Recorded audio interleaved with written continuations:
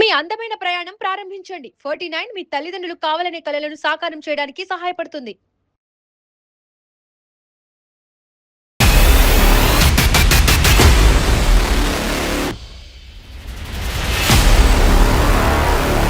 Sir నా పేరు సౌమ్య. నాకు మ్యారేజ్ అయ్యి 9 years అవుతుంది. ఒక పాప ఉంది సార్. తను కొంచెం హెల్త్ ఇష్యూస్ ఉన్నాయి పాపకి. ఎంత వయసు అమ్మా పాపది? 6 years పాపకి. ఆయనకి ఇష్టం లేదు సార్ ఆడపిల్లలు పుట్టడం. ఇంకా ఏ లోకంలో ఉన్నాడు, ఏ కాలంలో ఉన్నాడు? తర్వాత అందుకని ఫస్ట్ బేబీ పుట్టినప్పుడు కూడా ఆయన రాలేదు సార్. ఈవెన్ చనిపోయినప్పుడు కూడా రాలేదు. అయ్యా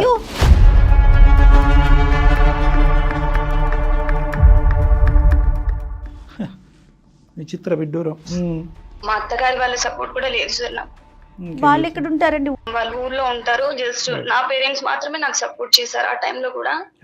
మా సైడ్ అందరికి అబ్బాయిలు పుట్టారు, నాకు పాప పుట్టిందనేసి ఆయన అప్పటి నుంచి అవాయిడ్ చేయడం మొదలు పెట్టారు మమ్మల్ని. చదువుకున్న వాళ్ళు కూడా ఇలా ఉన్నారమ్మా. అంటే ఆడపిల్ల పుట్టిందనే కోపమా, లేదంటే పుట్టినటువంటి ఆడపిల్ల వీక్ గా ప్రీమెచ్యూర్ గా పుట్టిందనా? ఫస్ట్ అమ్మాయి పుట్టిందనే ఉద్దేశంతోనే రాలేదు సార్. హెల్త్ కండిషన్స్ తెలుసుకునే కూడా ఆయన ట్రై చేయలేదు అసలు. బేబీ చనిపోయిందన్నా కూడా రాలేదు. అంతకు ముందు మీ ఇద్దరి మధ్యన ఎటువంటి సమస్యలు లేవమ్మా? ఇది ఒకటే ప్రధానమైన సమస్య. ఆయన ఇంకా వేరే ఏదో రీజన్ వెతుకున్నట్టు అనిపిస్తుంది మమ్మల్ని అవాయిడ్ చేయడానికి. అంటే మామూలుగా ఎటువంటి మనస్తత్వం అన్నమాట? ఆయన ఫస్ట్ ఆడపిల్ల పుట్టింది అనే ఉద్దేశంతో ఆయన ఎక్కువ అలా మాటలు అంటూ ఉండేవారు. తర్వాత ఒక 2-3 years నన్ను అసలు పట్టించుకోలేరు సార్. నన్ను అన్ని విధాలా అవాయిడ్ చేశారు. తర్వాత సెకండ్ బేబీ పుట్టిన తర్వాత కూడా ఈ అమ్మాయి ఇలా హెల్త్ ఇష్యూస్ తో పుట్టడం వల్ల ఇలాగా మా సైడ్ గానీ మీ సైడ్ గానీ ఎవరు హెల్త్ ఇష్యూస్ తో లేరు.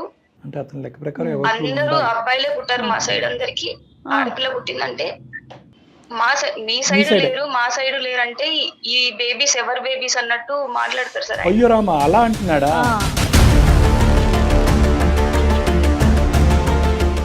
చాలా టార్చర్ చేశారు. అలాంటి మెంటలీ ఈ వర్డ్స్ తోనే చాలా టార్చర్ చేశారు.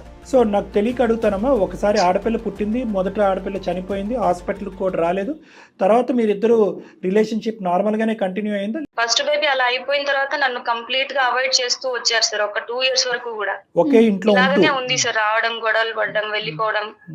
ఆ టెన్షన్స్ లోనే నువ్వు మళ్ళీ ప్రెగ్నెంట్ అయ్యావు. అవును సార్. మరి ఆ ప్రెగ్నెన్సీ అంతా టెన్షనే కదమ్మా? అవును సార్, చాలా సార్. ఈ ఆటిజం కా టెన్షన్ కారణం అయి ఉండొచ్చా ప్రెగ్నెన్సీ? అయితే ఫస్ట్ ప్రెగ్నెన్సీ కొంచెం అలా ప్రీమెచ్యూర్డ్ బేబీ అయినప్పుడు సెకండ్ ఇష్యూకి కొంచెం కేర్ తీసుకుంటాం, ముందు నుంచే హాస్పిటల్స్ కి వెళ్ళటం. ఏమున్నా నేనే వెళ్ళాను మ్యామ్. ఈవెన్ 9th month వరకు కూడా హాస్పిటల్స్ కి ఎక్కడికి వెళ్ళాల్సి వచ్చినా పేరెంట్స్ లేకపోతే నేను ఒంటరిగా వెళ్ళి అన్ని చెకప్స్ చేయించుకోవడం అలా. ఓకే, అదొకటమ్మా. కానీ ప్రధానంగా నీకు ఆ ప్రెగ్నెన్సీ మొత్తం ఉండేటటువంటి వర్రీ ఏంటో తెలుసు కదా. ఫస్ట్ ప్రెగ్నెన్సీ అలా జరిగింది, అక్కడ ఆడపిల్ల పుట్టింది, మన కర్మకాలి ఇంకొక ఆడపిల్ల, అంటే సారీ నేను ఇలా అంటున్నానమ్మా మీ భర్త పాయింట్ ఆఫ్ వ్యూ, ఇంకొక ఆడపిల్ల పుడితే కనుక నా పరిస్థితి ఏంటి అనేటటువంటి భయంకరమైన ఆలోచన శైలితో మొత్తం ప్రెగ్నెన్సీ అంతా నడవలేదా? నడిచింది సార్. చాలా మెంటల్ ప్రెషర్ తోనే నడిచింది సార్. 9 months కూడా. Should have stopped your self కదమ్మా. ఇప్పుడు అంత మూర్ఖత్వంగా ఆలోచించేటటువంటి మగాడితో తప్పుగా అనుకోకండి. ఒక ఆడపిల్ల మగపిల్లడితో కంటే ఏంటి, కనకపోతేనేంటి అంటే ఒక అదృష్టం కొద్దీ అబ్బాయి పుట్టేస్తే కనుక మీ రాక్షసుడు రాముడు అయిపోతాడా, దేవుడు అయిపోతాడా?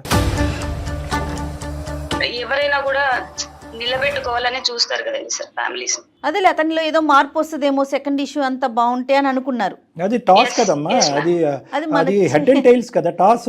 అది టాస్ వేస్తే కనుక పొరపాటున ఆడపిల్ల పుడితే కనుక ఈ రోజు పరిస్థితి నీకు డబుల్ గ్రాంట్ ఇచ్చాడు భగవంతుడు కర్మ కొద్దీ. ఆడపిల్ల ప్లస్ వికలాంగత్వం అంటే ఆటిజం.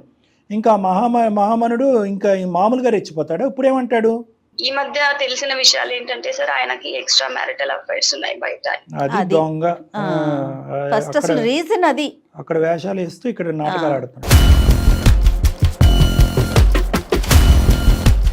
ఆయన వచ్చినప్పుడు కూడా పాప చూస్తే వచ్చి నా వెనకాల దాక్కోవడం అలా చేస్తుంది సార్. చేసినప్పుడు ఆయన ఎవరైనా గానీ తండ్రిని చూస్తే ఎఫెక్షనేట్ గా వచ్చి హగ్ చేసుకోవడం అలా చేసుకుంటారు కదా. ఈ పాప నన్ను చూసి ఎందుకు హైడ్ అవుతుంది, అసలు నా కూతురు అయితే నా బ్లడ్ అయితే వచ్చేస్తది కదా నా దగ్గరికి అన్నట్లు ఆ విషయంలో కూడా మాట్లాడతారు. పాప హెల్త్ కండిషన్ ఏంటి, అసలు పాప ఉందా లేదా, మేము బ్రతుకున్నామా అన్న విషయం కూడా చూడరు సార్. ఇంకా ఆయన హెల్త్ కండిషన్ గురించి ఏం పట్టించుకుంటారు? అదే ఇప్పుడు తెలుసుకోవాలనే ఆలోచన బాగు చేసుకోవాలనే ప్రయత్నం ఉంటే కనుక అవగాహన చేసుకుంటారు.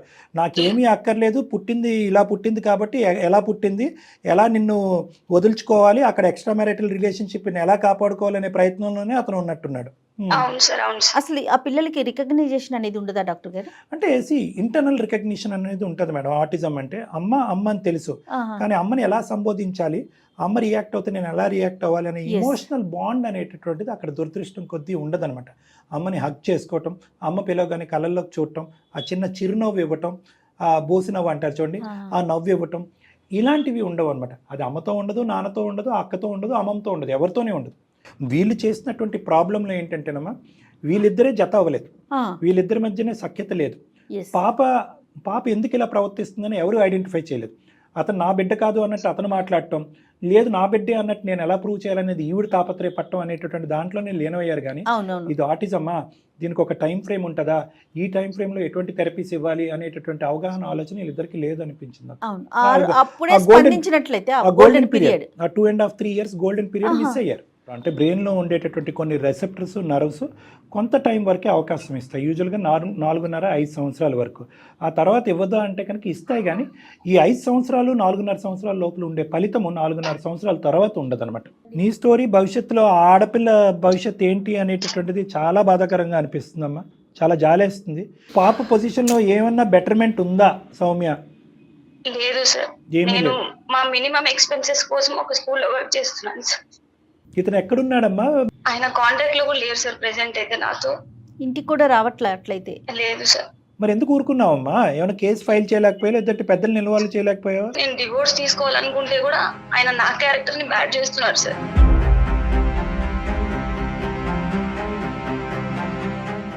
ఓయ్ ఈడెక్కడ దుర్మార్గుడమ్మా, నీ క్యారెక్టర్ అంటే ఇవే రీజన్స్ చెప్తున్నారు సార్, నా పిల్లలు కాదు అన్నట్టు. అక్కడేమన్నా కన్నాడమ్మా వేరే చోట? లేదు సార్, తెలియదు సార్, ఆ విషయాలు నాకు క్లారిటీ లేదు. కానీ బట్ అక్కడే వాళ్ళతోనే స్టే చేస్తున్నారని వేరే వాళ్ళ ద్వారా తెలిసింది. సుమారుగా ఎప్పటి నుంచి ఉందో ఈ అక్రమ సంబంధం అనేది నీకు తెలుసా? ఈ మధ్య కాలంలో నా ఫస్ట్ బేబీకి అలా అయిపోయినా నెక్స్ట్ ఒక 6 months to 1 year లోపే అక్కడ స్టార్ట్ అయిందనే విషయం నాకు తర్వాత తెలిసింది సార్. మీరు మామూలుడు కాదు. ఇప్పుడున్న పరిస్థితుల్లో మేము ఎలా సహాయపడగలం, నీ ఉద్దేశం ఏంటి, మాకు ఫోన్ చేయడానికి కారణం ఏంటమ్మా? సార్ నాకు సొల్యూషన్ దొరుకుతుందన్న హోప్ కూడా లేదు సార్, కాకపోతే అట్లీస్ట్ సారీ సార్. లేదమ్మా, పర్లేదమ్మా. అంటే మేము ఏ బెస్ట్ వేస్లో నీకు హెల్ప్ చేయాలన్నది ఆలోచిస్తున్నాము. ఒక పక్క నుంచి చాలా బాధగా జాలిగా ఉంది. అంటే ఇంత క్రూరత్వంగా, ఇంత రాక్షసత్వంతో కూడా మనుషులు ఆలోచిస్తారా? కన్న తండ్రి, ఓకే, మీ ఇద్దరి మధ్యన ఎన్ని డిఫరెన్సెస్ అన్నా ఉండొచ్చు, కానీ బిడ్డ మీద అలిగేషన్ ఏంటి? ఆ బిడ్డ నాకు పుట్టలేదు అనే మాట పెట్టుకొని చూసుకోవాలి కదా. బిడ్డ నాకు పుట్టలేదు అంటే ఏంటి? ఇవన్నీ బిడ్డ మీద రుద్దవలసినటువంటి అవసరం ఏంటి? మీ ఇద్దరు నచ్చపోతే మీరు ఇద్దరు విడాకులు తీసుకోండి, దూరంగా ఉండైనా బిడ్డను కాపాడుకోండి. ఎంతమంది ఉన్నారో తెలుసమ్మా నాకు ఇలాంటి క్లయింట్స్. అంటే డిఫరెన్సెస్ వస్తాయి యూజువల్గా, ఇలాంటి పిల్లలు పుట్టిన తర్వాత ఇంత అసభ్యకరంగా డిఫరెన్సెస్ రావు, కానీ ఏదో డిఫరెన్సెస్ వస్తాయి. నువ్వు సరిగ్గా చూడలేదనో, నేను పట్టించుకోలేదనో, లేదంటే ఆర్థిక సంక్షోభం వల్ల డిఫరెన్సెస్ వస్తాయి. ఎందుకంటే autism is a life time disease, అది మీకు తెలుసు, నాకు తెలుసు, అందరికీ తెలుసు. మరి ఈ థెరపీస్, ఈ ట్రీట్మెంట్స్ ఇవన్నీ ఎందుకు అంటే కనుక కొద్ది గొప్ప ఒక 60 to 70% వాళ్ళ లైఫ్ని బెటర్ చేయటం, అంటే కంప్లీట్ క్యూర్ వరకు కాకపోయినా ఒక పక్క నుంచి నువ్వు ఒక చేతికర్రతో నీ సంసారాన్ని కాపాడుకుంటున్నావు ఒక చేతికర్రతో, ఇంకో పక్క నుంచి ఏంటంటే నీ కూతుర్ని ఎడం చేతితో లాగి నడిపిస్తున్నావు. 2 చేతులతోనే కష్టపడితేనే ఇలాంటి పిల్లల్ని ఒక రూట్లో పెట్టలేనటువంటి పరిస్థితి. సో ప్రధానంగా నీకు ఇక్కడ కావాల్సింది ఏంటంటే మోరల్ అండ్ ఇమోషనల్ సపోర్ట్. ఆర్థికంగా అంటే కనుక ఒక టీచర్ చేస్తావు, ఇంకోటి చేస్తావు, లేదంటే నాగోటువంటి వాళ్ళు ఏదైనా థెరపీతో సెంటర్తో మాట్లాడి ఒక నెగోషియబుల్ ప్రైస్కో లేదంటే ఒక ఫ్రీ ప్రైస్కో మనం చేయడానికి అవకాశం ఉంటుంది. కానీ ఇది దీర్ఘకాలికమైన పోరాటం. ఈ మనోధైర్యం నీకు ఎక్కడికి వస్తుంది? ఈ మనిషి ఉంటాడా ఓడతాడా అనేది మనకు అనవసరం, మాట్లాడదాం. సార్ నేను పూర్తిగా ఆయన నుంచి విడిపోవడానికి రెడీగా ఉన్నాను సార్, కానీ ఆయన నన్ను బ్యాడ్ చేసి నా వైపు అన్ని తప్పులు చూపించి తను నాతో సెపరేట్ అయ్యేలాగా ప్లాన్ చేసుకుంటున్నారు సార్. అక్కడ బొందమ్మా, ఎన్నో కుక్కలు మరుగుతాయి, మనం పోయి కుక్క ఎందుకు మరుగుతున్నావు అంటావా? ఇప్పుడు ఏమనుకుంటున్నావు అసలు? అలాంటి వ్యక్తితో మాట్లాడవలసినటువంటి అవసరం ఉందా? నీ కర్తవ్యం ఇంకేమన్నా ఉందా నేను చెప్పిన దాన్ని బట్టి? సార్ నాకు నా పాప తప్ప వేరే లైఫ్ ఇంకేం లేదు సార్, తన హెల్త్ ఒకటి సెట్ అయితే చాలు.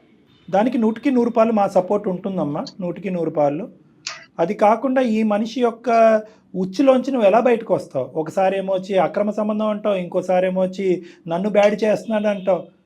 ఈ మనిషి సంగతి ఏంటి? ఎందుకంటే నువ్వు ఆ ఉచ్చులోంచి బయటకు రాకపోతే పాప వైపు నువ్వు ఫోకస్ చూసుకో చేయలేవు. అసలు. ముందు తను హెల్దీగా ఉండలేకపోతుంది. అట్లీస్ట్ నేను మీ దాకా ఈ సమస్యను తీసుకొస్తే నాలాగా సఫర్ అవుతున్న వాళ్ళు 10 మంది తెలుసుకుంటారు సార్. డెఫినెట్ గా మీ ధైర్యానికి అసలు సూపర్ అండి.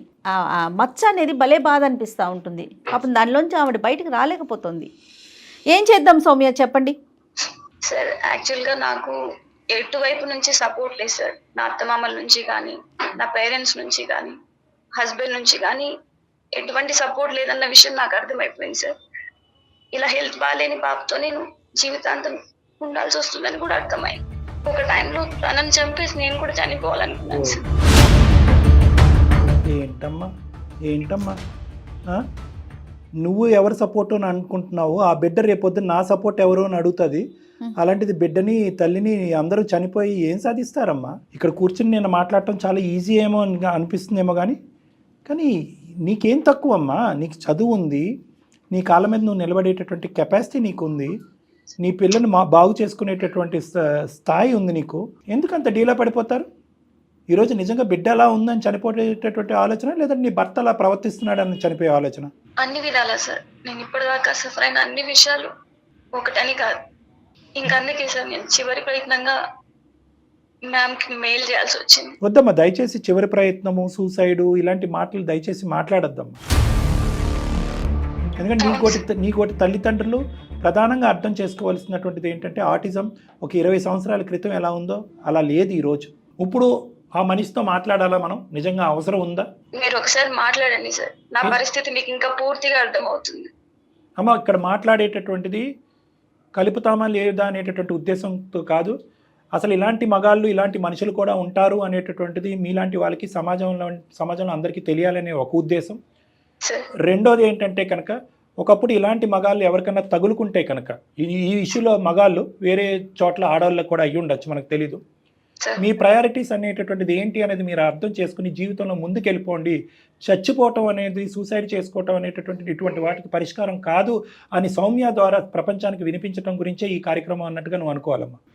సో ఈరోజు నువ్వు ఏం చేసినా కూడా నీ సర్వస్వం, నీ జీవితం అంతా కూడా ఆ బిడ్డే. ఎందుకంటే ఆ బిడ్డ తల్లి రా నన్ను కాపాడు అంటుంది. కాబట్టి ఈ మగాడితో ఇప్పుడు మనం మాట్లాడేటటువంటిది కేవలం నీ అవగాహన గురించి, నువ్వు తీసుకునేటటువంటి నిర్ణయం ఒక పకడ్బందీగా తీసుకుని ముందుకు ఎలా వెళ్ళాలో అని తెలియటం గురించే. కానీ అతన్ని మాటలు విన్న తర్వాత నువ్వు ఇంకా కుంగిపోయి, ఇంకా డిప్రెస్ అయిపోయి మళ్ళీ సూసైడ్ అనేటటువంటి మాటలు అంటానికి వీలు లేదు. రైట్. అలా అంటే మనం మాట్లాడదాం. అసలు అతను ఎవడో కూడా మనం తెలుసుకోవాలి మేడం. సరే సార్. ఓకే. కనెక్ట్ చేస్తారా సౌమ్య మీరు కాల్? చాలా రోజుల నుంచి నాతో కాంటాక్ట్ లో లేరు మ్యామ్. ఓకే, నాకు నెంబర్ ఫార్వర్డ్ చేయండి, నేను కనెక్ట్ చేస్తాను సౌమ్య. Okay ma'am.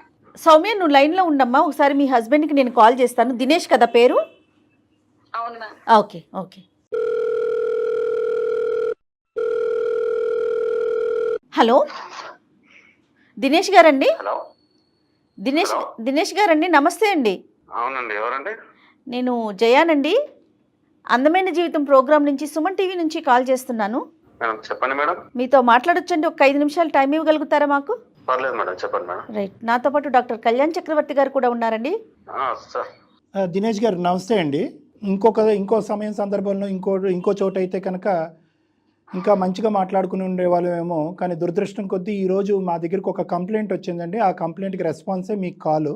మీ భార్య సౌమ్య గారు చాలా బాధాకరమైనటువంటి ఒక సిచ్యువేషన్లో మాకు ఈమెయిల్ పెట్టారు. ఇప్పుడు వరకు ఆవిడతో మాట్లాడటం జరిగింది. మీరు చాలా అర్ధాంతరంగా, చాలా ఘోరంగా, అంటే మీ వర్జన్ నేను ఇంకా వినలేదు, బహుశా మీ వర్జన్ ఏమైనా డిఫరెంట్గా ఉంటుందేమో అని ఆశపడుతున్నాను నేను.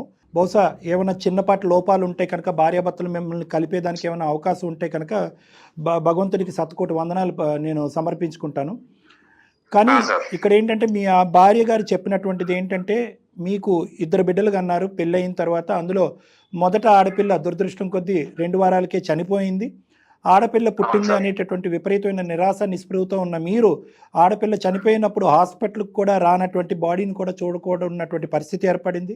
అయినా కానీ ఈ అమ్మాయి ఆగకుండా నీ భార్య రెండో ఆడపిల్లని ఎక్కడైనా ఒక చిన్నపాటి మార్పు కేవలం ఆడపిల్ల గురించే కదా, 50% ఛాన్స్ కదా, మగపిల్లోడు పుడితే కనుక భార్యాభర్తలుగా మేము రాముడు సీతల్లాగా ఉంటాం కదా అనేటటువంటి ఉద్దేశంతో ఒక ఛాన్స్ తీసుకుంది. కానీ ఆ అమ్మాయి కర్మ, దురదృష్టమో, నష్టమో, కష్టమో అని మనకు తెలియదు. కానీ మళ్ళీ ఆడపిల్ల పుట్టింది. ఇంకా రెండో ఆడపిల్ల పుట్టిన తర్వాత ఆ అమ్మాయికి కష్టాలు తీరినట్టుగా ఆ అమ్మాయికి ఆ పుట్టినటువంటి బిడ్డకి ఆటిజం అనేటటువంటి వ్యాధి సోకిన, అంటే డెవలప్మెంటల్ డిసార్డర్ వచ్చింది. ఆ పిల్లని కాపాడుకునేటటువంటి ప్రయత్నంలో ఉంటే కనుక మీరు ఈ అమ్మాయిని నిలదీసి, నిందించి, అవమానించి, అనుమానించి అన్నీ చేసి ఈరోజు ఈ బిడ్డ నీ వల్లే పుట్టింది, ఆడపిల్లే కాకుండా వికలాంగంతో పుట్టినటువంటి ఆడపిల్ల నాకొద్దు, గుడ్ బై అని చెప్పి అక్కడ మీరు వేరే చోట బ్యాటింగ్ చేస్తున్నారని చెప్పి సార్ వేరే చోట వేరే అమ్మాయితో ఉన్నారు, మీరు ఫోన్ ఎత్తరు అనేటటువంటి దృక్పథంతో ఉన్న అమ్మాయికి మేము మీకు డైరెక్ట్గా ఇలా ఫోన్ చేసి సర్ప్రైజ్ ఇవ్వాల్సినటువంటి అవసరం పడింది. ఆ అమ్మాయి లైన్లో ఉందా సార్? ఉందండి. అమ్మాయి లైన్లో ఉందండి. ఉంది. ఉంది ఎందుకు దినేష్ దాచి? గారు. సౌమ్య మాట్లాడము ఒకసారి దినేష్ తో. చెప్పండి. ఏమో కంప్లైంట్ ఇచ్చినావు అంటే ఏం కంప్లైంట్ ఇచ్చినావు నా మీద? కంప్లైంట్ ఏం కాదండి, జరిగిన విషయాలే చెప్పాను నేను. ఒకసారి మాట్లాడండి, మీ వైపు తప్పేం లేదని మీకు అనిపిస్తే జరిగిందంతా ఎక్స్ప్లెయిన్ చేయండి వాళ్ళకి. ఒక ఆడపిల్ల పుట్టడం అనేటటువంటిది ఒక ఆడది చేసుకునేటటువంటి నేరమా? ఏ మీరు కన్న తల్లి ఆడదు కాదా? తరతరాలుగా మా ఇంట్లో కూడా లేదు సార్, అది ఆడపిల్లది ఆ ఇంట్లో కూడా లేదు. మీ అమ్మగారు ఆడపిల్లే కదయ్యా. మీ అమ్మ ఒక ఆడది లేకపోతే ఒక మగాడు ఎక్కడి నుంచి వస్తాడు? ఆడపిల్లలు పుట్టడం మా ఇంట వంట లేదు, మా డాడీ సైడ్ నుంచి. సరే, ఫస్ట్ ఒక ఆడపిల్ల పుట్టింది, ఏదో అన్ఎక్స్పెక్టెడ్ గా అట్లా అయినదేమో. మన రెండోసారి కూడా ఆడపిల్ల పుట్టడం సరే పుడితే పుట్టింది, అది మంచిగా కూడా లేదు ఆ పిల్ల. అది ఎవరి చేతుల్లోది? మన దూడదు బాబు, అది ఎవరి చేతుల్లోదయ్యా? వాళ్ళ ఫ్యామిలీలో పోనీ వాళ్ళ మామలో అత్తలో ఎవరికొకరికి ఉందంటే నాడు వాళ్ళేదో వచ్చిందని చెప్పేసి మనం అనుకుంటాం. నా ఫ్యామిలీలో ఉంది అనుకో, నాదని నేను అనుకుంటా. సరే, ఇది ఇంకా విచిత్ర విడ్డూరంగా ఉంది. సో ఆ అమ్మాయి ఫ్యామిలీ, నాకు అర్థమైతలేదు. ఆ అమ్మాయి ఫ్యామిలీలో కూడా ఆడపిల్లలు అనేటటువంటిది లేదు, మీ ఫ్యామిలీలో కూడా లేదు అంటే కనుక ఈ అమ్మాయికి ఆడపిల్ల పుట్టడం అనేటటువంటి దానికి వేరే కారణం ఉందని అంటావా? అంతే కదా సార్. మరి ఇప్పుడు నా కూతురు అన్నప్పుడు నన్ను చూసి నా దగ్గర రావాలి. అసలు ఆటిజం అంటే నా ఏంటి? దగ్గర కూడా వస్తలేదు. నిన్ను ఎడ్యుకేట్ చేయటం అనేటటువంటిది చాలా కష్టం. నువ్వు ఏ 50, 60, 70 సంవత్సరాల క్రితం మనుషులు కూడా ఈ విధంగా ఆలోచించలేదు, ఇంత క్రూరంగా ఆలోచించలేదు. నీలాంటి వాళ్ళని మేము ఎడ్యుకేట్ చేయలేము, నెంబర్ 1. నెంబర్ 2 ఏంటంటే కనుక నీ పుట్టినటువంటి ఆడపిల్ల నీ దగ్గరికి కాదు, ఎవరి దగ్గరికి వెళ్ళదు. అది ఆటిజం అనేటటువంటి బ్రెయిన్కి సంబంధించినటువంటి వ్యాధి. అంటే ఇప్పుడు వాళ్ళ అమ్మ దగ్గర పోతలేదు, అమ్మ దగ్గరికి ఏం మనిషి అమ్మ దగ్గరికి కూడా పోట్లేదు రా తమ్ముడు, అమ్మ దగ్గరికి కూడా పోట్లేదు, ఎవరి దగ్గరికి పోట్లేదు. అమ్మ అని అనలేదు, అమ్మని చూసినా కూడా రికగ్నైజ్ చేయలేరు, నాన్నని చూసినా రికగ్నైజ్ చేయలేరు. అలా పుట్టడం కూడా వాళ్ళ ఇంట్లో వీళ్ళింట్లో లేదట. కాదు మేడం, ఇక్కడ ఇప్పుడు సరే ఎవరి ఫ్యామిలీలో లేదు. నీ లెక్క ప్రకారం ఏంటంటే మనిషి పుట్టిక, మనిషిలో వచ్చేటటువంటి ఏ అంశమైనా కూడా జన్యుపరంగా కుటుంబరీత్యా వస్తే వంశపారంపర్యంగా వస్తాయి. దరిద్రం ఏంటంటే నువ్వు అనేటటువంటి ఒక దరిద్ర కొట్టు మాట ఏంటంటే ఆడపిల్లలు పుట్టడం అనేది మా వంశంలో లేదు, వాళ్ళ వంశంలో కూడా లేదు, కాబట్టి నాకు నా భార్యకి.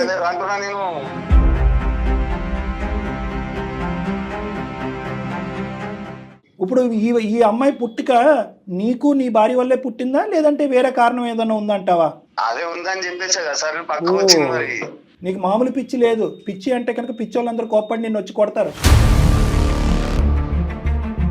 అమ్మో, ఈ అమ్మాయి 4-5 సంవత్సరాలు బట్టి ఎటువంటి నరకం చూసిందో మాకు బాగా ఈ 10 నిమిషాల్లోనే మాకు అర్థమైంది. తప్పు చేసినప్పుడు అట్లా ఏడుకో పోయింది. మాటలు జాగ్రత్త, ఏం మాట్లాడుతున్నారు? మాటలు జాగ్రత్త. ఏమనుకుంటున్నా?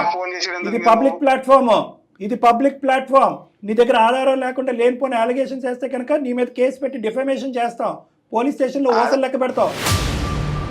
ఇంకెక్కడో చాలా బిజీగా ఉన్నావు అంటే నువ్వు ఎక్కడున్నావు? ఎక్కడ ఉంటా సార్, మీకెందుకు అది? ఇప్పుడు నువ్వు పెళ్లి చేసుకున్నా అని చెప్పేసి ఆ పిల్లలు ఇంతవరకు అడగలేరు, మీరు అడుగుతారు. ఆ అమ్మాయి అడగలేకపోతుంది కాబట్టి, ఆ అమ్మాయికి ఆ సపోర్ట్ లేదు, ఆ మోరల్ సపోర్ట్ లేదు కాబట్టి ఆ అమ్మాయి తరపున మేము నిలబడి అడుగుతున్నాం.